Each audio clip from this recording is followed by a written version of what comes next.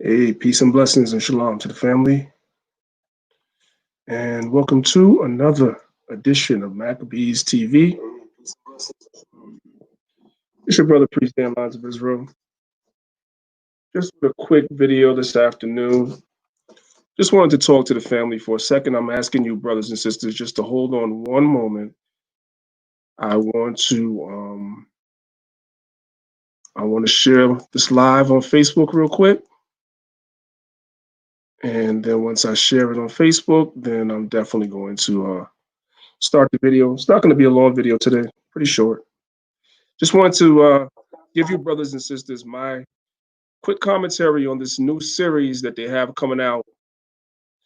I'm not even sure what network is actually airing this series, but I've been seeing it everywhere on my timeline. So I just wanted to give you, brothers and sisters, my little feedback. And for those of you that may not have actually saw the trailer, I'm going to actually play the trailer here for you. You know, YouTube has this whole thing now where, they're putting strikes against channels for like no reason. So what I've been doing now is I've been actually downloading the videos and re-uploading them into this software when I go live, so that way I'm not actually playing it from YouTube. That might be a way of circumventing some of the strikes that YouTube gives me, et cetera, right? So first of all, this afternoon, I should ask everybody before I get started, how's everyone doing? Hope everybody is well.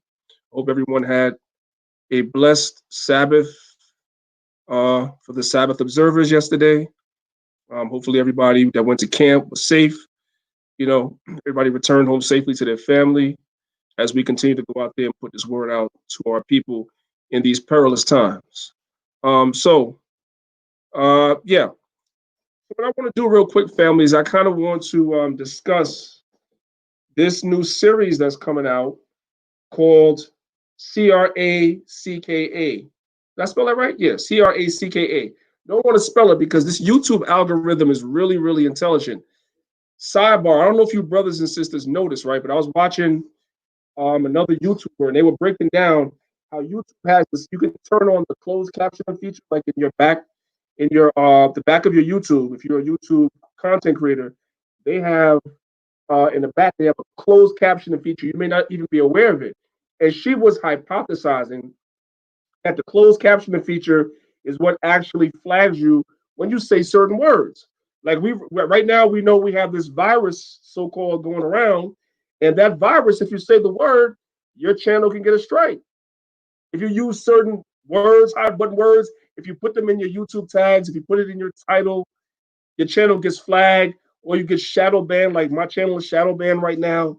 You know what I'm saying? Not that I care, I still do my thing, but it's shadow banned. It's clear to me when I go in the back that the channel is shadow banned, right? But that's neither here nor there. So you got to be careful with certain words you said.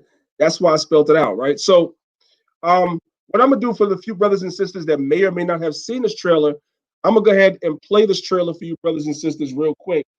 And I'm going to give you a quick commentary on something that came to mind. And I'm just wondering about the timing of this whole series. So let's go ahead and let's play this series real quick, and I'll be right back, okay? Trailer for the series. Check it out.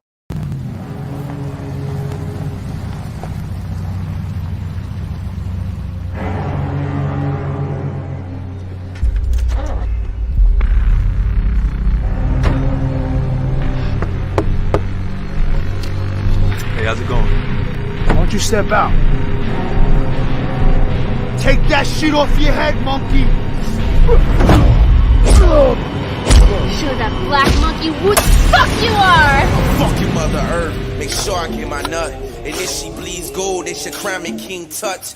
Nat King Cole, King Solomon, these nuts. Patricia fucking oil, you get rich when I bust. Fucking Mother Earth, I'm starting to get dizzy. I made that bitch squirt and created the Mississippi River. My nigga took a trip to nigga. What you looking at, Cracker? What's your name, Cracker? Michael. Well, you know me.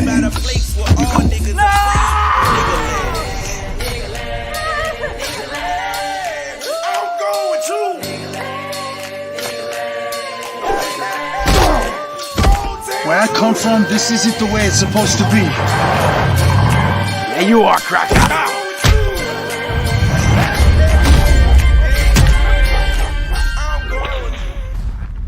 Welcome back.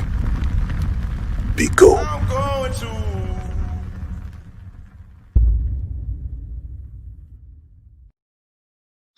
Now, there's some very interesting things in there in that film, right? The trailer for the film. There's some very interesting things in there that I saw. Let me tell you, brothers and sisters, what I'm talking about. First and foremost, right? Y'all brothers and sisters remember how long ago was it now? 2 years ago, maybe 3. The Nat Turner movie came out. Y'all remember that? The Nat Turner movie was so watered down. They didn't show any outright explicit violence towards white women and children in that movie, which when you read about Nat Turner in history, he was killing men, women, and children. And they did not show any of that in the Nat Turner movie. So I find it ironic in this day and time right now, with all that's going on the news and everything, that they're coming out with a series now where they explicitly show a white woman getting raped in a movie. Since when? They show a white man getting hung with a noose around his neck. Since when? Explicit violence against white people that they wouldn't have shown 3 years ago. Did y'all notice that? Now we know that what we're seeing in that movie is biblical, not exactly biblical, not 100% the way it's going to be, but nevertheless, the powers that be in Hollywood, they know exactly what's going on. They know about the scriptures. They know about the awakening of the Israelite movement. They know their future. They know all of that. And I'm asking myself, you always hear about this thing called white fragility, right? White people are so concerned that if black people were to ever be in power, that we would treat them exactly like they treated us. And while some people look at this movie like, oh, it's about time they displayed this in this way, in some respects, yes. But in some respects, this plays on the psychology of white people that already hate us, to show them that this is that we're going to be just like they're going to be, so that way that they incite a lot more racial violence in this country, because they want them race wars to come. They want these race wars to come. So I'm looking at it from an alternative perspective, saying to myself that they're trying to stoke something in somebody, somewhere, something, to create incidents by showing something like this. Because when you show up all things, remember, the city of Rosewood in Florida was burned down on a false accusation that a white woman said a black man raped her. The whole city was burned down. Now you're depicting white women getting raped on film? Since when is that okay? So I don't know, man. I'm looking at this and I'm with a side eye, and I'm saying to myself, I'm really trying to figure out what it is that they're trying to really Kamada's out there trying to pacify us. A movie doesn't pacify me, and I know it doesn't pacify you either. If you're new here to the channel and you don't know what's going on, let me help you out real quick. Let's pull a quick scripture. This is a oldie but a goodie for the Israelite community. This is the book of Psalms 149. We'll start at verse number 5. It says, "Let the saints be joyful in glory." The glory the Bible is talking about is our kingdom where we're ruling, the end of Esau's world and the beginning of Jacob's, our rulership. Let them sing aloud upon their beds.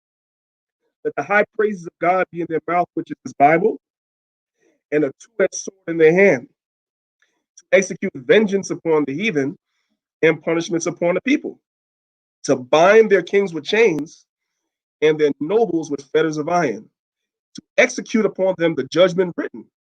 Where's that written? All throughout the scriptures, Old and New Testament. The judgment written is that they have to pay for what they did to our people. They have to pay for it. This honor have all his saints. So it's definitely a biblical thing. Nevertheless, it's just very strange the timing that they're using to put this movie out. Revelation, everybody knows this. This is an oldie but a goodie.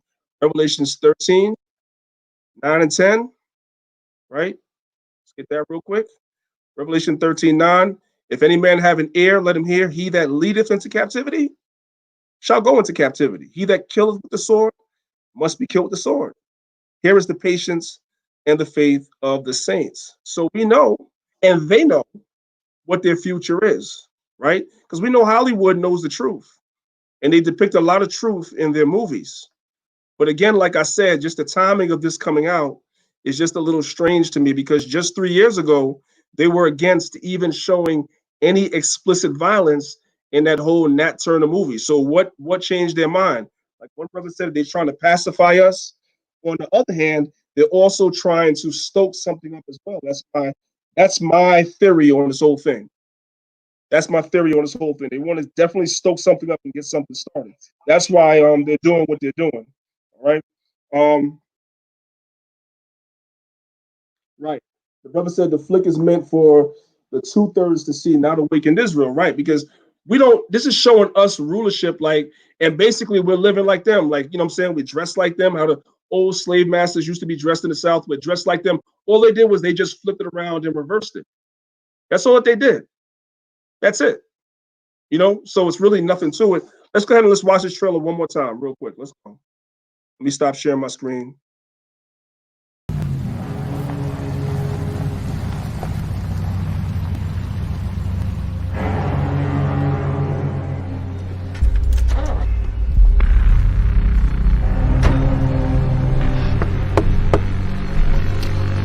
Hey, how's it going? Why don't you step out? Take that shit off your head, monkey! Show that black monkey who the fuck you are! Fuck your mother earth, make sure I get my nut. And if she bleeds gold, they should crown me King Tut. Nat King Cole, King Solomon, these nuts. Patricia fucking oil, you get rich when I bust. Fucking mother earth, I'm starting to get dizzy. I made that bitch squirt and created the Mississippi River, my nigga took a trip to nigga. What you looking at, Cracker? What's your name, Cracker? Michael. Well, you know names.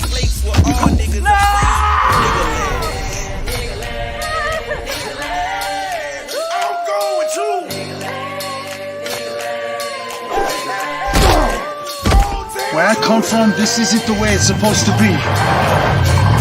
Yeah, you are, Cracker.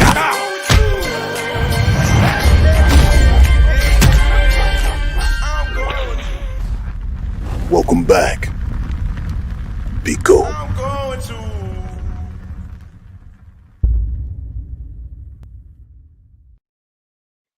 You know what I wonder too? I wonder at the end of the series if the white people are gonna revolt. They're gonna have revolts like how we revolted. Are they gonna have are they gonna get free? You know what's gonna happen, because you know how these movies always end, right? Even when they show the movies of America being destroyed and everything, they show the aliens coming, and the US always winds up shooting the mothership down and destroying the aliens and all that other BS they show in Hollywood. It's probably gonna be the same thing with this. It's gonna have a happy ending, but according to the scriptures, the only happy ending is going to be for Israel. So it's going to be real interesting. I'm just really surprised that they're actually putting this series out, and I want to see how far they're going to push the envelope. And it does have some very, interesting timing to me. Dwayne Yosef said they're definitely trying to stoke the flames. I think so as well. Right? I'm gonna tell you something. There's a segment of our people, right, that call themselves the conscious community that do want to overthrow the powers that be, but they want to overthrow the powers that be and rule without the scriptures and without the Most High. I'm gonna tell y'all something. We already did that. It was called the fall of the Roman Empire. In 193 AD, Septimius Severus and Persinius Niger, two black men, led the charge to overthrow the Roman Empire in 193 AD. If you go get a movie called Fall of the Roman Empire, you probably can find it on YouTube, right? They show you the Roman Empire falling in 192 AD. They mention Severus's name, but they don't show you him on film. The movie ends right there. But we did that in the past. We overthrew them in 193 AD, and we ruled, and we was just as wicked as they were. These are facts. When you read about the black Roman emperors that were ruling, they were just as wicked as the white ones that were ruling. Same thing when we ruled the Byzantine Empire. When we were ruling in Europe, not all the Byzantine kings was righteous. I've never told y'all that. I might teach that history, but I've never told you all them dudes was righteous, because a lot of them was wicked. I'm gonna tell you something. King James was off with a lot of stuff he was doing too. He was off as hell with a lot of stuff that he was doing too. No better. We don't idolize nobody but the Most High God and our King Yahushua. That's it. Those are the only people that we idolize, nothing else. And so a lot of our people, they want what's in that trailer, but they want to do it outside of the Most High. And number two, when we have the nations under subjection, we're not going to do everything to them that they did to us. They turned our men into homosexuals. We're not going to do that. We're not going to do that. We're not going to be raping little 10-year-old girls, 11, 12-year-old girls. They were doing that to our little girls, man. They were raping them. raping little boys. We're not going to do that. We're going to rule this world in righteousness. They're going to pay, but we're going to do it in righteousness, man. None of that wicked stuff that they did during slavery or even now is going to be in our kingdom. The kingdom of heaven is going to be a righteous place, man, with righteous people ruling that. That's the difference. Peace, my man, Divine Prospect. I see you in the building. Peace to you, and shalom to you. So this is a really, really interesting series that's coming out. Does anybody know what channel it's going to be airing on? Is it going to be on Netflix or whatever? Does anybody know? If anybody knows, put it in the chat. Right. So now let me just go ahead real quick because I don't want this to be a very long video. I just want to say one more thing real quick. I was going to show y'all. You know what I am going to show it to you? I'm going to show it to you because the brother made it public, right? And this is a lesson for everybody. The brother made it public on his page. So, okay, Block Boy said it's going to be on BET. Okay. Yehuda Israel, I'll answer your question in 1 second, real quick. I just want to make a statement real quick because I don't want this video to be long, then I'll answer whatever your question is. You can put it in the chat, I'll answer it in 1 second. I'm going to share my screen for a second, right? And this is something I want to say to everybody, right? It's something I want to say to everybody. I'm completely changing the subject now. Okay. This is what I want to tell you, brothers and sisters. I have a brother that's in my inbox on Facebook, right? And the brother's going through an issue with his health. And the only reason why I'm even bringing it out here is because the brother made it public on his page. And this is what I want to tell you, brothers and sisters. There is a difference between how we deal with y'all and how other people deal with you. And I don't take no credit for this. We learned this from Master Herbalist Patrick Dells. If you're coming to us with minor things, right, then we may recommend, we may, say certain things of certain herbs and everything that you brothers and sisters can use, natural remedies to take care of minor things, everyday problems that everybody has, right? You're suffering from a little bit of asthma, some respiratory infection, illness, whatever like that. We'll recommend something to you. PCOS, we'll recommend something to you, so forth and so on. Things of that nature that are very common. Some of you brothers and sisters are coming into the group, right? And you have serious health issues. We're not doing nothing until you give us your doctor's papers. We don't do this to make money. We don't do what we do to make money. It's not why we do it. We do what we do because we want to help our people. Our people are suffering from a lot of ailments and illnesses, and we are behind the 8 ball when it comes to these things because we weren't taught right in the society coming up, right? A lot of us are learning this on the fly. So we come having major ailments and illnesses. If you have something that's majorly wrong with you and you come to us, first thing we're going to ask you for is whatever whatever doctor's notes or whatever test you took, whatever like that, we're going to ask you to send them to us. Because if we recommend something to you and it has an adverse effect on you, we're to blame.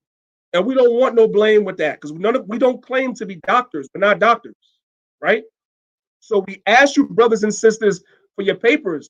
And some of you brothers and sisters, when we ask y'all for y'all papers, y'all lollygag, man, and your thing gets worse. It gets worse. If you have a real serious illness and we ask you for the paper and you asking for help, you got to go get that. I'm serious, right? So the brother, he put it on his Facebook page. He inboxed me, but then he put it on his Facebook page and showed everybody what's going on with the brother, right? The brother has this problem with his foot, right? Right here. He put it out there for everybody to see. This is what I'm going to tell y'all, right? If you're going through something like this, you cannot come in my inbox and ask me for herbs and I'm just going to give it to you, or my wife is just going to give it to you. That's not how it works. When you're this far gone, we need to see doctor's paperwork. I want to know that you went to a doctor first and they took some tests and they diagnosed you with what you have, what your numbers are, so forth and so on. This don't come from us. This comes from Patrick. This is how Patrick showed us how to do it. And so we're telling y'all, if you're this far gone, you got to give us some doctor's notes, some paperwork or something, or else we just can't help you. I'm really sorry. Right. His foot is not the problem. The problem is on the inside, but we still want to see the paper. We still want to see the paper. You understand what I'm saying? It's very, very, very important like that. It's very important. So I hope you brothers and sisters understand where I'm coming from. Like we want to help y'all. And another thing I'm going to say too before I end it, some of you brothers and sisters, I've said it before, you can help yourself. There's a ton of videos on the Sisters of the Maccabee channel. Y'all see it right there in the comments. One of the moderators, the Sisters of the Maccabees channel. You can click and go watch some of those back videos. It addresses a lot of the issues that you brothers and sisters have. You can help yourself because now the complaints are coming in that we don't get back to everybody. That's the new thing now. You guys, we inboxed you, we emailed you. There's over 1,000 emails in Sister Malika's inbox. How is one person going to go through 1,000 emails? Everybody got something wrong. How is one person going to go through 1,000 emails? Plus, the phone is always ringing, consultations, plus a full-time job. You name it. Like, there's only but so many hours in a day. Some of you brothers and sisters, you have to help yourself. If you have something like PCOS, a respiratory issue, asthma, small things, help yourself. Not to say that we don't want to get back to you, not to say that we're not going to get back to you, but help yourself too. Help yourself too. You see what I'm saying? Because now we're beginning to understand what Dr. Sebi was talking about. We're beginning to understand what Dr. Africa was talking about. We're beginning to understand what Patrick was telling us. It's so many people, and you can't get to everybody. You just can't. You can't. So I'm letting y'all know, if you're going to come to us, especially if you have something that's really wrong with you, like really serious, and you're asking for some help, whatever like that, I'm telling you that you got to come with some paperwork. And I'm going to give y'all some news, right? Patrick is coming to New York in July, and he's actually going to be in New York for a year, for 1 year. Going to be here continuously, not going back to Grenada for a year. Anybody that comes to us with a serious issue and asking me to talk to Patrick for you, before I call Patrick on the phone, I already know what he's going to say. He's going to want to see the papers. So I'm telling y'all that. If you're going to come, you have to have your paperwork. If you have cancer, this, that, and the third, whatever, you know what I'm saying? You got to have your paperwork from your doctor. That's very important. I cannot stress it enough. I can't stress it enough. All right. Doorbell, so we should call it man stealing. 100%. 100%. All right. So now, before I get out of here, Yehuda, you said you had a question. I didn't see you type it. So I'm waiting on you. Type your question in. I'm going to answer it. Try to do it soon. Adolphus Lash, shalom you. I haven't seen or heard from you in a while. And get them lights up too, man. Come on, let's go, family. Get the lights up.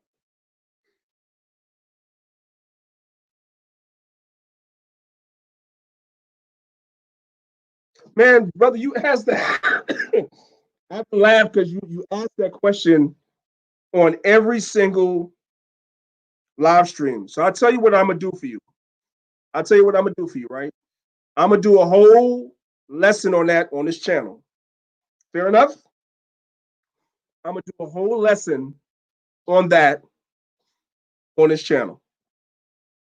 Okay?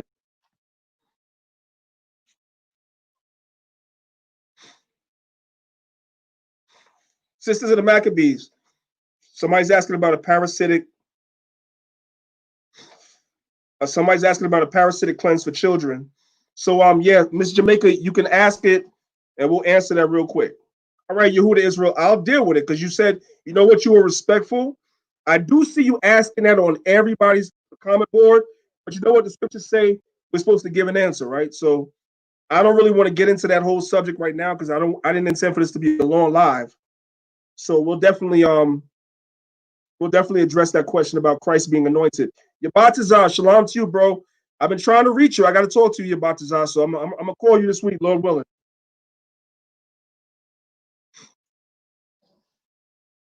All right. So the child is 11, and the child has parasites. Okay. Well, we all have parasites to a degree, but I guess the child has more parasites than usual. That's why you want to do the cleanse.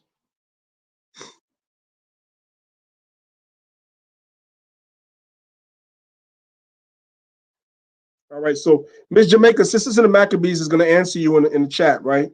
And you can also go to that page as well. All right. Jacob, you said I've heard some say in Maccabees that it says the first pharaohs of Egypt were Hebrew. Have you heard of that? Okay, so there's a book called. Let me show y'all this book. Right. I do not recommend this book, but everybody keeps asking about it. Not just you. Not just you. Everybody keeps asking about it. So I'm gonna show y'all this book because it's out there, right? I'm gonna show it to you.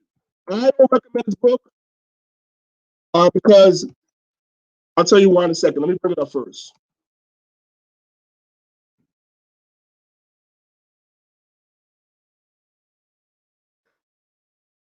I'm bringing up the image and I'm gonna share my screen.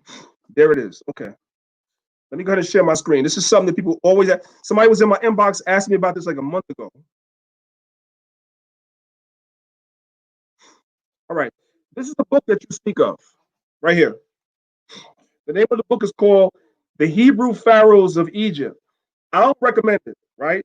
Because outside of this guy writing this, nobody else says that. No eminent scholars, archaeologists, anybody else says that the first pharaohs of Egypt were Hebrews. Nobody says that. Nobody really says that, right? So I don't necessarily recommend this book.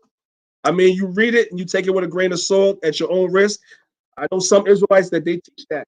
He goes into all types of stuff. Like, for instance, I'm gonna give you some examples of some of the stuff that's in this book, right? Because I have it. You ever heard of the pharaoh called Merneptah? Merneptah, if I'm not mistaken, is the son or the grandson of Ramses. Now, I'm not going to get into a whole long thing with this right now. Hollywood, because that's where it started, Hollywood tells us that Ramses II was the pharaoh of the Exodus, right? However, one of the reasons why there's a lot of questions about that in archaeological circles is due to the Merneptah stele, which was found. The Merneptah stele creates problems for that whole story about the Exodus, as well as the dating of the strata at Jericho. But I'm not getting into all that right now. I'm going to that stuff during the Passover. So you want to hear about the stuff? Come to Passover. I touch on the stuff usually at the Passovers. With that being said, when you hear the word Merneptah, right? If I'm not mistaken, it's him. I haven't read the book in a while. They try to associate Manasseh with Merneptah. Manasseh, the son of Joseph, you know what I'm saying, who became the tribe of Manasseh, they try to equate him with Merneptah and other pharaohs, saying that some of the pharaohs had Hebrew names, et cetera, et cetera. A lot of that stuff comes from this book. There may be other sources that I'm not aware of, but a lot of that stuff comes from this book. But I don't recommend this book to anyone. I got this book maybe like 20 years ago, and I read it, and I'm not convinced because I've never read it nowhere else. The way that I do research, and I saw a man, Brother Divine here. I don't know if he's still in here. The way that I do research, I like to find certain things attested to by more than one scholar. When you find more than one scholar saying the same thing, you have a better chance of what's being said being true than when you just isolate one particular scholar, one particular book, and when you just run with that, you got to be very careful. I treat my research, not to be funny, I treat my research the way I treat the scriptures, right? So you link the scriptures with precepts. Precepts are like laws, different laws. You match this law with this law, or you might match this prophet with what this prophet said, et cetera, and you link them together. I do the same thing with my research. If I read something in one book, I try to find it someplace else, and maybe even someplace else, and that way I have that many witnesses saying the same thing, and I feel more comfortable saying it. You won't find a lot of that stuff in you won't find a lot of that stuff in outside of this book. All right. So let me see. You said something else. Thank you, bro. Separate from that thing I just asked, I put Hamath and Kamath in pronunciation site, and it said, and it pronounced it Kemet. Hamath was a Canaanite, right? Okay. You put it in a pronunciation site, okay. What site was that? What website was that? I'm curious.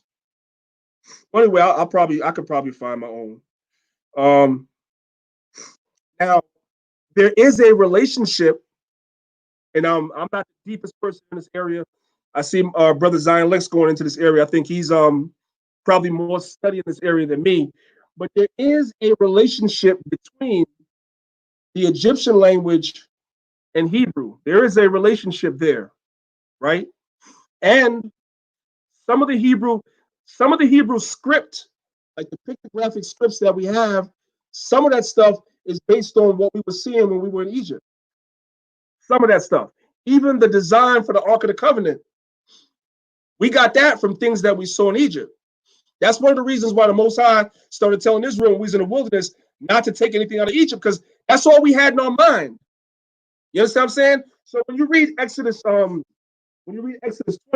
where the Most High tells you that you should not make any images of anything in the heavens above or in the earth beneath or anything that's under the water, the reason why the Most High said that is for that explicit reason. We have been in Egypt all that time, right? So we were indoctrinated with a lot of the Egyptian gods. You had Egyptian sky gods like Nut. You had Egyptian gods that were land gods like, let's just use a famous one everybody knows, Anubis, the damn dog. And then you had Egyptian gods that were from the river like Sobek, the damn crocodile. So they had sky gods, they had water gods, they had land gods. That's why the Lord said, not in the heaven above or the earth or in the water beneath the earth. Why? Because that's what the Egyptians had. So the Most High didn't want us dealing with that. You understand? So it's the same thing. We were taking certain concepts and bringing it with us. And the Most High said, y'all not bringing that into the land. As soon as Moses went up into the wilderness, what did we do? We made a golden calf. That's Apis the bull from Egypt. Hathor was another bull goddess from Egypt. So we constantly had that stuff in our mind. That's why the majority of Israelites didn't even make it into the promised land, amongst other things.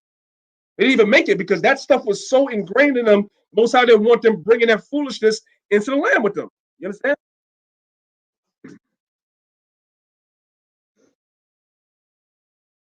Okay, so you said it's called howtopronounce.com. And you said you saw somebody go over that book. Yeah, it's okay, man. I haven't gone over it in years, but I do have it because there was a period in time in the late 90s where there were a faction of Israelites that were teaching that we ruled Egypt, and it was based on this book. That the Israelites actually ruled Egypt for a certain amount of time while we were there, and it was really based on this book. So when I heard it, I'm always curious. When I heard that back then, I went and I brought the book and I read it, and it didn't line up with scriptures. That's another thing too. I want to remind Israelites. I shouldn't have to remind y'all, but I'm gonna remind you. Whatever you're going into, it's supposed to fit with the biblical narrative. If you're going into history that's taking, that's taking you off the biblical narrative, you need to put that book down and not try to fit the doctrine of that book into the scriptures. That's where you go wrong at. You understand what I'm saying? So, what's up, Mika? I see you in the building. Mika's the sentinel. She's everywhere. She's everywhere. I see her all the time. Everybody's chat. Let's see. All right. I'm about to be out of here, y'all. Anybody had anything else before I go? Any other questions, comments, disagreements? No, I don't even want no disagreements today, man. I'm having a blessed day today. All praise to the Most High. So I ain't trying to argue with nobody. Yeah. Hey, brothers and sisters, man. Just I don't have that book. When Rocks Cry Out, I don't have that book, but I'll look into it. I'll definitely look into it. All right. I say Cleone.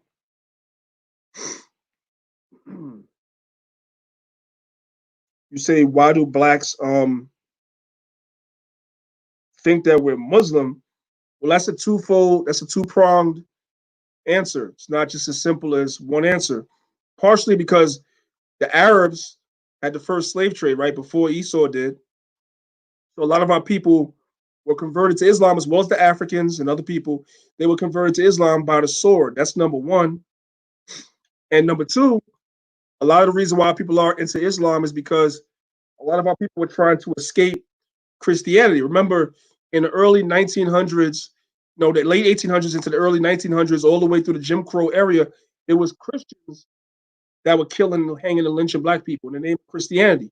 White Christians, right? Who are really Masons, because the whole KKK thing is really a Masonic organization. You can look at their uniforms and a lot of things that they say, and a lot of their titles in there. It's not but a Masonic Masonic organization.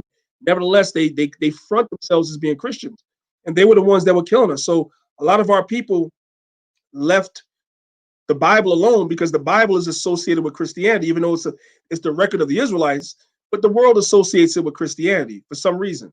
They once you get past the Gospels, there it becomes a Christian book. So they just took it over according to them. So a lot of our people, they want to get away from Christianity because of the stigma it has, because of what the white man did to us in the name of Christianity, the slave owners, et cetera, et cetera. So a lot of our people went into that whole Islam thing because that was strong. Once Malcolm X joined the Nation of Islam, because prior to Malcolm X joining the Nation of Islam was not really a big thriving organization. Malcolm X brought in a lot of members. He was very integral in the explosion of the growth of that organization when he joined, because he was very charismatic, very well spoken, very eloquent, and a lot of people were drawn to him. And so because of Malcolm X, because of Louis Farrakhan in his early days when he was fiery, because of Khalid Muhammad and people like that, a lot of our people go and jump into Islam, into what they call radical Islam. That's what it's called. And then eventually when they find out that stuff is fake, then they go into mainstream Islam, try to be over there with the Arabs who don't like them either. You know what I'm saying? And guess what? The brother that's speaking to you right now, I did that. When I left Christianity alone before I came into this Israelite way of life, I got into I read Message to the Black Man. I became a 5% in the whole 9. I always tell y'all that. So I'm guilty of that too. I was trying to do the same thing, get away from Christianity, but I still always believed in the Most High. And all praise to the Most High. I had some people I used to record music with, and they dropped this Israelite thing on me, and I came to the school, and the rest is history. So it's not too late for them, even though they're in that. Okay. Dor L, you said you have a question.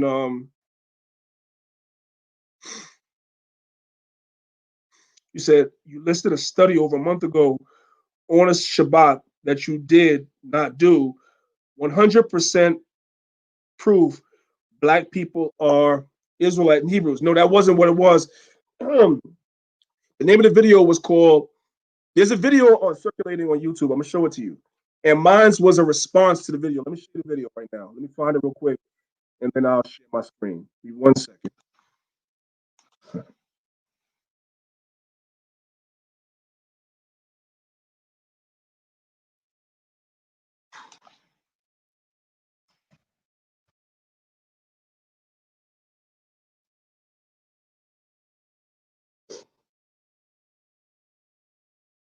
Here we go. Okay, let me share my screen. This is the video you're talking about. Boom, boom, boom. The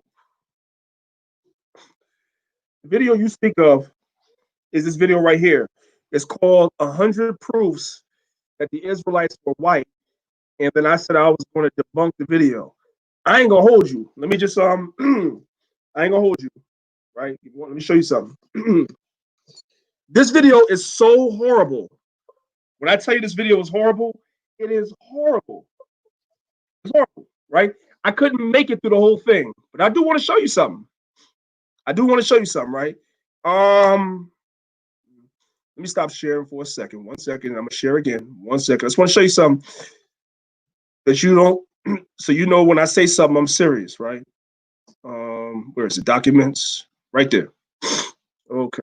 Now I'm gonna share my screen again so you can see.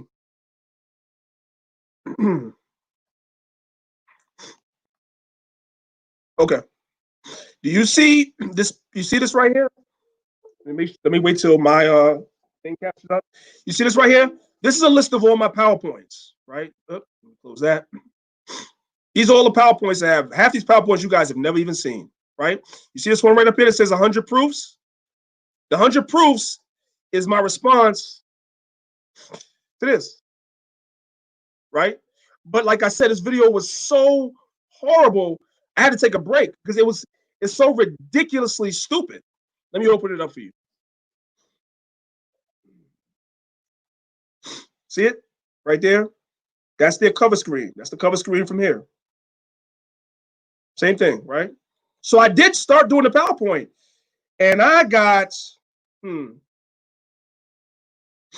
32 slides in, and I just got so pissed off because it was the stuff that they were saying was so effing stupid. And I did go over some of this stuff in the PowerPoint, that I did go over some of the stuff in a PowerPoint that I did about something else. So I'll give you a few slides real quick because you asked. Let's see, what's this? Hold on a second, right? What do I want to show you? What do I want to show you? Let's see. Okay, let's just do this, right? Let me start from the slide real quick. Now you're making me do a long PowerPoint, but you asked. All right, so this is I could have stopped the PowerPoint right here. They said 100 proofs the Israelites were white. Well, I'm starting from the very beginning of the Bible, which is Genesis, right? Now, the scene on the right-hand side is from the tomb of Rechmir, right? Now, this is Genesis chapter 50. It goes into the story of what happened when Israel died. Literal Israel, Jacob, when Jacob died. Joseph went to bury Jacob. So let's read a couple of verses, right? It says, we're going to jump down to verse 7, Genesis 50, verse 7. And Joseph went up to bury his father, and with him went up all the servants of Pharaoh. So you had the servants of Pharaoh, which were the Egyptians. They went up to bury Israel too. The elders of his house and all the elders of the land of Egypt and the house of Joseph and his brethren and his father's house. So you had the Egyptians that went up to bury Israel. You had the house of Joseph that went to bury Israel. And you had the 12 other sons of Jacob that went to bury Israel. They all went together. Only their little ones and their flocks and their herds they left in Goshen. Jumping down to verse 11. And when the inhabitants of the land, the Canaanites, saw the mourning in the floor of Atad, they said, this is a grievous mourning to the Egyptians. The reason why this is important is because it's clearly showing you that when the Canaanites saw the Israelites and the Egyptians together, they couldn't tell the difference. They were dressed the same complexion. They looked exactly alike. Why? Because the Egyptians were black people and the Israelites were black people. So we have a scene right here from the tomb of Rechmir. These are the Egyptians on the wall. And according to the Canaanites, when they looked at this procession for Jacob, everybody looked the same. So this proves the Israelites could not be white people. That's a lie. That is a lie. Not to mention, of course, the Apostle Paul was mistaken for the Egyptian in the book of Acts chapter 21, verse 37 and 38. And when you go to the Cathedral of the Annunciation in Moscow, Russia, right? This is the image of the Apostle Paul in Russia. Look at his hands. His hands this is dark enough, right? The cloak that he has on, whether it's a robe or shawl, I'm not sure. But his hands is darker than that. Clearly letting you know this is a dark-skinned man, okay? When you come here to the tomb of Amenhotep, same thing. Those are the Egyptians on the wall. Let's blow it up. Those are the Egyptians on the wall.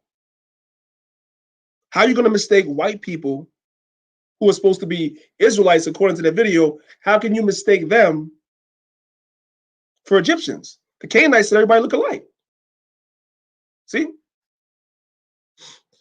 And I could go on and on and on and on. What else I got in here? They just said a lot of crazy stuff. Let's see. What's this? No.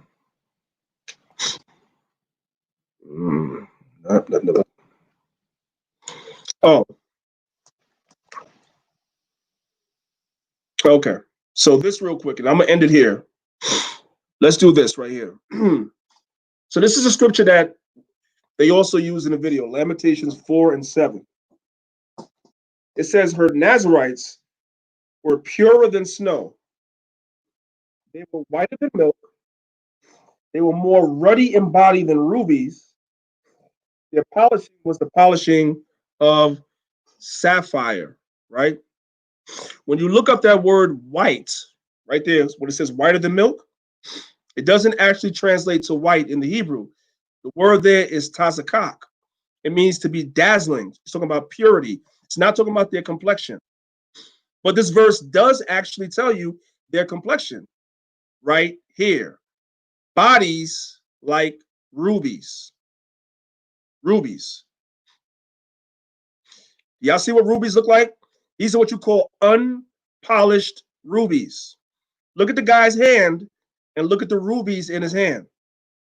So when Jeremiah said that their bodies were like rubies, this is what he was talking about. Not the hand, this, because this is what rubies look like when they're not polished. Dark. Does everybody see that? Dark. Ruby crystals. Unpolished. Dark. Does everybody see that? And when you come to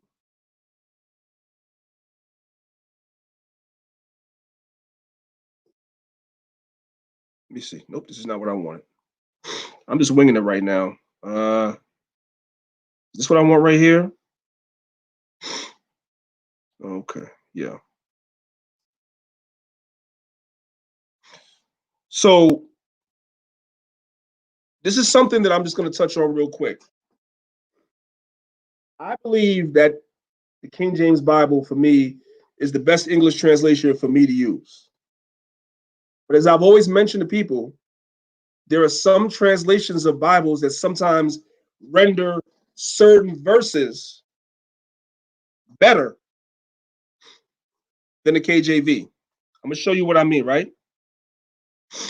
So this is Songs of Solomon, chapter 5, verse 10. Now remember, Songs of Solomon, chapter 1, verse 5, he said, I am black. So white people, they skip that. You don't want to talk about that. They want to come to Songs of Solomon, chapter 5, verse 10. When you look at it right here in the KJV, you see what it says? It says, my beloved is white and ruddy, right? So they say, see, he was a white man. However, I just told y'all that word white does not translate to the color white in the Hebrew. It does not. It's talking about purity. That's why when you come up to other translations like this one, the New Living Translation, they tell you dark and dazzling. Y'all see that? The International Standard Bible says dark and healthy complexion because they know Solomon is a dark-skinned man. The other translations understand that this word white right here is not actually talking about a color. It's talking about purity. Does everybody understand? So that's just some of the stuff that I was going through in this. And by the way, when you look up ruddy animals are dark, are brown. So when somebody's described as being ruddy, it doesn't necessarily follow that they were white. And that's what white people are saying. This is a ruddy horse. Let's load it up. This is a ruddy duck. Look how dark it is. Y'all see that? A ruddy mongoose. Okay? Anyway, enough of that. So when you ask me about that presentation, I'm still working on it. But look, the name of the video is called 100 Proofs the Israelites Were White. If you can make it through this video, Most High bless you. I made it like 30 minutes. Y'all see that little red line right there? You probably, I don't know if you can make it out. You're looking at this on your phone. If you see the little red progress line right there at the bottom, that's as far as I made it. I'm not even halfway through the movie. I made it that far and had to turn it off like, this is nonsense. It's pure nonsense. But I am going to eventually finish it, and I am going to do the presentation. So I just wanted to show you that because I know you asked me why didn't I do it. I'm always working. You know what it is with me, and it's not a good thing. I confess to it. It's not a good thing.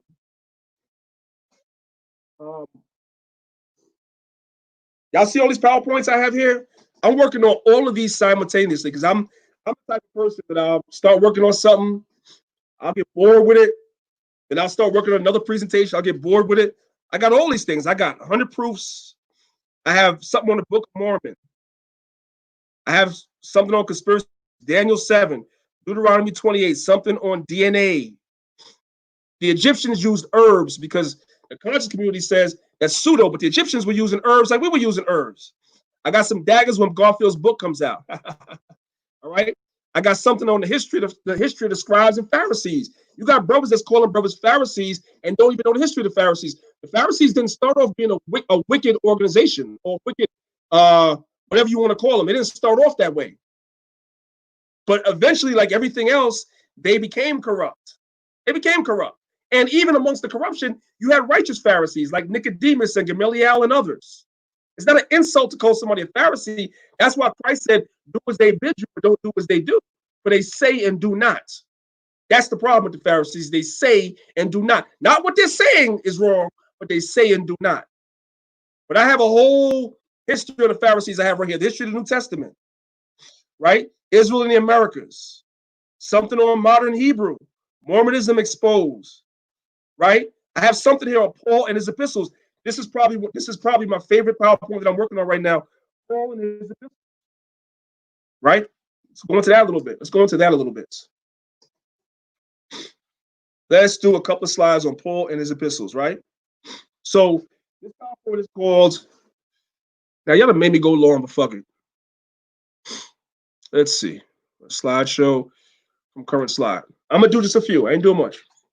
And by the way, this is for the brothers. Really, this PowerPoint is created for the new members of my camp.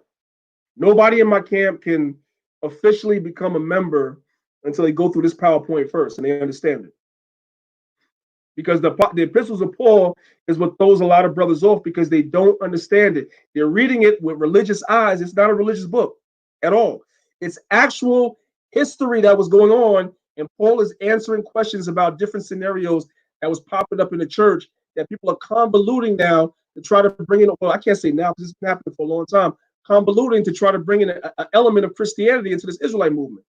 But anyway, so the name of the PowerPoint is called The Apostle Paul, His Epistles, who they were written to, what was their purpose, where were the people located, and why were they written? Let's just go through a couple of slides, right? So as I mentioned to you, brothers and sisters, this image is from the Apostle Paul, from a book called The Annunciation Cathedral of the Moscow Kremlin. Acts 21, Paul was mistaken for an Egyptian, right? What is an epistle? An epistle this is from the etymology dictionary online.com. An epistle, partly from the Old English epistole and part directly from Old French epistle. And basically it's let's get to the point. Whether verbal or in writing, a command, a commission, a letter right here, a letter from the Greek epistole, message, letter, etc. So Paul wrote letters to the different churches. And sometimes most of the letters he didn't even deliver in person. That's neither here nor there. All right. So these are the places that Paul wrote his epistles to, and those are his different journeys and the different times he was locked up, et cetera, right? So we'll start, and I'm only going through this first one, to the epistle to the church at Thessalonica, right? Let's deal with that. The book of Thessalonians, right? So there's some important things that you need to know about the epistle of Thessalonica to the Thessalonians. And when you understand it, you come out the damn religious mindset. Number one, the epistle of the Thessalonians was written sometime between 50 and 52 AD. It is believed to be written by the Apostle Paul either from Corinth or from Athens, right? The majority of scholars say he wrote it while he was in Corinth. Some scholars say he wrote it while he was in Athens. My man Doorbell said I haven't been live in a while, so that means I got to keep going. I got you. All right. The epistles of Thessalonians and Galatians are said to be the oldest of Paul's writings. The audience of the epistle, you can read about that in Acts chapter 17, verse 1 and 2, and 1 Thessalonians 1, verse 1. Let's go to the next one. Here is some important history on the book of Thessalonians in Thessalonica. The city of Thessalonica was founded by Cassander of Macedonia. Everybody here should know, if you know your Bible even a little bit, if you read Daniel chapter 7, if you read 1 Maccabees chapter 1, Cassander was one of the 4 generals of Alexander, right? You had Ptolemy, you had Seleucus, you had Cassander, and you had Lysimachus, right? So Cassander, according to history, is the founder of Macedon, right? The gods of Thessalonica. So there was reverence for several Roman gods in Thessalonica. You had Zeus, Hercules, the Dioscuri, Apollo, Aphrodite. But the Thessalonians also worship Egyptian gods like Isis, who's also known as Osset, Serapis, Osiris, who's also known as Asar, were all worshipped. A temple to Serapis was discovered in 1917 after a fire in the ancient temple sector of the city. Elements of the cult of Dionysus was possibly being absorbed into the practice of these Egyptian mystery cults. Now, I'm going to tell you, brothers and sisters, something. It's not his PowerPoint, right? Dionysus is very important because Dionysus is the god that was always compared to Alexander the Greek. When you read about Alexander the Great, he was always compared to Dionysus. That's why when you look into history, you'll see that Alexander is always wearing a leopard skin cloak. Let me see if I can find that real quick, right? He's always wearing a leopard skin cloak because that's what Dionysus wore. I'm gonna come out of this for 1 second. See if I can find that for y'all real quick, right? Come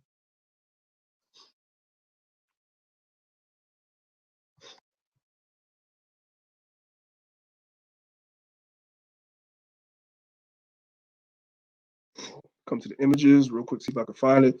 I'm winging it. This is in another PowerPoint. I'm kind of winging it now to see if I can find it off the rip. If I don't find it off the rip, I ain't really too concerned about it. Now I'd have to go to the other PowerPoint. It's all right. Let me just look for Dionysus instead. Hold on 1 second. Yeah, here we go. So you'll notice this is the god Dionysus, right? And you notice when you see the god Dionysus, you always see this leopard with him, right? You always see that. In history, you'll see that Alexander was known for wearing like a leopard skin cloak as well. Why? Because Dionysus was the main god. When you read the history, they always compared Alexander to Dionysus. That's where you get that whole thing with Alexander wearing the leopard skin. That's where you get it from. All right? Let me see if I can just, if I put in Alexander, will it come up?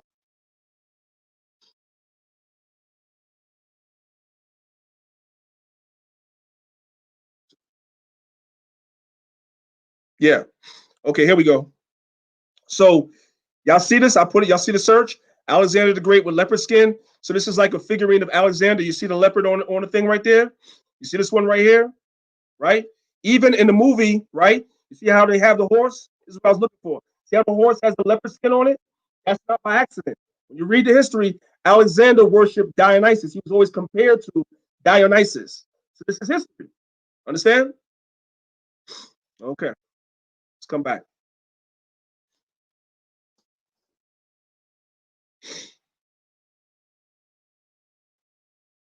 Where was I?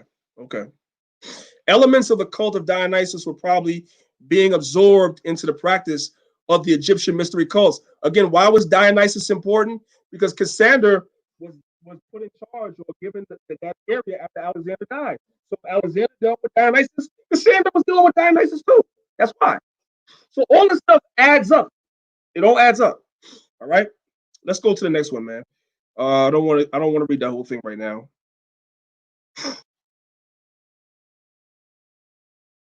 Let's see. Skip some stuff.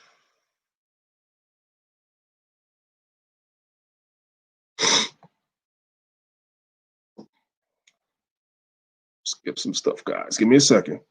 Today is not the day where I'm gonna okay. So watch this right here. I'm gonna show you guys this real quick. And I'm gonna end it here. Like I said, if you wanna learn this sort of stuff, you got to come to class. What else can I tell you? Check this out, right? So let's read what Paul wrote in 1 Thessalonians chapter 4. This is why I tell y'all these epistles are not religious books. Dudes is turning this whole thing into religion because they don't know. It's not religious. Watch this. This is 1 Thessalonians chapter 4, verse 3. For this is the will of God, even your sanctification, that ye abstain from fornication, that every one of you should know how to possess his vessel in sanctification and honor, not in the lust of concupiscence, even as the Gentiles which know not God. Now, a religious person will look at that and be like, oh, hallelujah. But why is Paul saying that? Well, let's read up above. Because this right here that he's writing about was going on in Thessalonica. That's what was going on. And some of the people that were in the church of Thessalonica was actually double dipping. They were dealing with all this stuff, doing fornication, doing all types of evil concupiscence, and bringing that into the church. That's why it's there. Nothing to do with religion. Let's read it. This is from a book called Patterns of Discipleship in the New Testament. Sexual activity was frequently an important part of pagan religious practices as a result of temples often having a reputation of immorality. Let's skip down.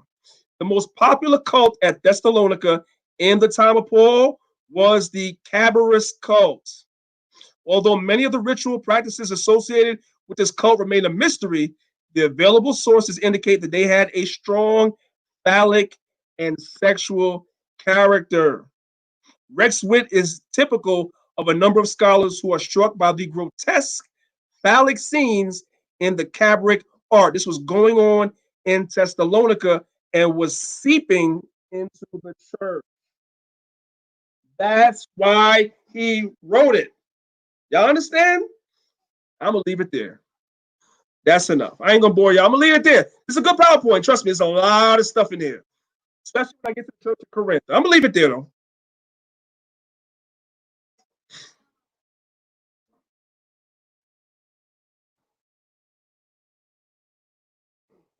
So, hey, Corey, one of a kind. What's up? What's up? What's up? What's up? All praise to the Most High. I'm gonna stop sharing the screen. I appreciate y'all listening. A little video that I wanted to do on that whole cracker movie then turned into me giving the PowerPoint. But sometimes it's good because let me tell y'all something. I always tell people when I'm quiet, y'all don't see me. I'm working. Either I'm working within the camp or I'm getting my information together, right? I want to make sure at least the brothers around me is solid. And then I bring it to y'all also, right? But I don't be wanting to bore y'all because I go into the history all day. You know what I'm saying?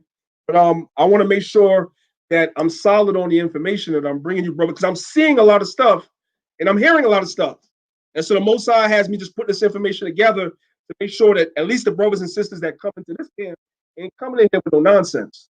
So I'm going to give it to them in a way. And if you have to make it through that presentation to be in this camp, but you will learn a lot through that, especially when you get to the book of Galatians, because the book of Galatians and the book of Colossians is what throws a lot of people off. But I'm going to tell y'all something about that, man. I'm going to tell y'all something about that. There's a lot of history behind that stuff.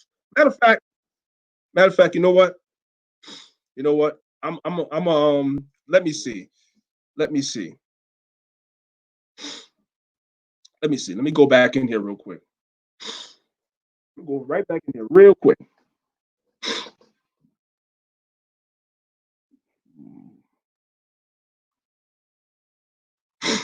Here we go.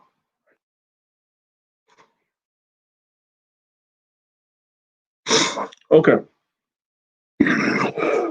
Excuse me. So I'm going to show y'all a couple of slides. Let me see. What is this?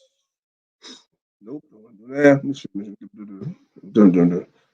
Right. Okay. I'm going to skip a couple of slides. I'm just going to give y'all a little insight real quick into the book of Galatians, right? So, important notes on Roman Galatia. It's important for me to put Roman Galatia because some of these provinces were under control of the Greeks before they were under control of Israel, right? I mean, before they were under control of the Romans. So when I speak about Roman Galatia, I'm putting it in the time period when Christ and the apostles were on the scene to give you the history of what was going on at that time, right? So the epistle of the Galatians was written sometime between 49 and 52 AD. The cities of Antioch, Pisidia, Iconium, Lystra, and Derbe all belong to the Galatian province. That's why when you read Acts chapter 18, verse 23, the Bible refers to Galatia as a country. Why? Because all these were part of Galatia, all of that. Some of y'all probably thought Galatia was just one place. No. All these cities were considered part of Galatia. And the book of Galatians was written to the churches of Galatia. There was more than one church in Galatia. Did y'all know that? So there was a lot of madness because they had churches through all these different countries. It was written. You're correct, Bishop Melchizedek. You're correct. But I wasn't really getting into that particularly, but you're correct. So anyway, the Epistle of Galatia was written after the Council of Jerusalem. If you don't know what the Council of Jerusalem is, this is what the Christians refer to it as. That's Acts 15. They call that the Council of Jerusalem, right? When you read Galatians, the second chapter, Galatians, the second chapter is in reference to the Council of Jerusalem in Acts chapter 5, Acts chapter 15. That's what Paul is making reference to. Okay? Let's see. Let's see.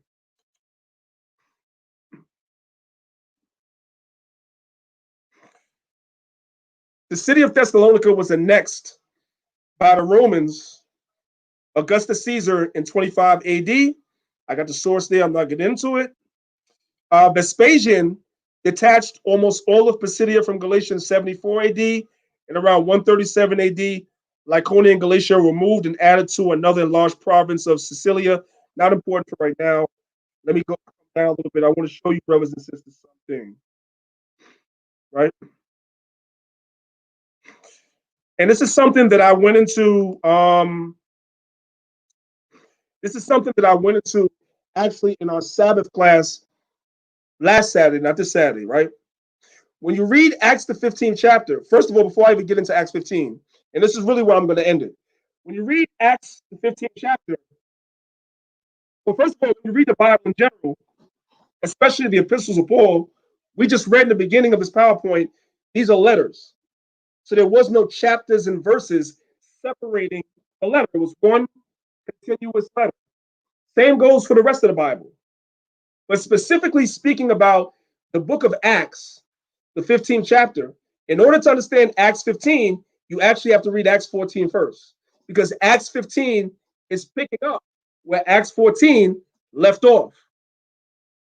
And that's how you really get the understanding of what was going on at that time. So basically, when you read Acts the 14th chapter, you had cities like Antioch, Pisidia, Iconium, Lystra, and Derbe. They were all part of Galatia. And you had churches down there in this area, right? When you come to Acts 15, it tells you you had certain men which came down from Judea to Galatia. That doesn't say that in the Bible. You have to know because it tells you that in chapter 14. These men came down from Judea to Galatia, and they went into the Galatian province. They were going into these churches, and they were causing problems. They were bringing in heresies and causing problems.